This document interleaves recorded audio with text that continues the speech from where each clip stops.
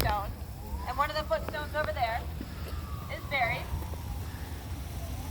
Major Jonas Marshall Cleland. He was born in 1852 in Jordansville, New York, and he came to Sioux City in 1872 as a lawyer. He was elected city attorney and served for 8 years. In 1877, he married Louisa Peavy, daughter of James Peavy. This is another Spider family. He served as mayor from 1886 to 1889 and 1896 to 1897. As mayor, he was heavily involved in the yearly construction of Sioux City's corn palaces. He was a member of the Iowa National Guard and also served in the Spanish-American War, where he was appointed paymaster of the Army. He moved to Chicago in 1901 and became vice president of the Cable Piano Company. Cleland died of appendicitis in 1913.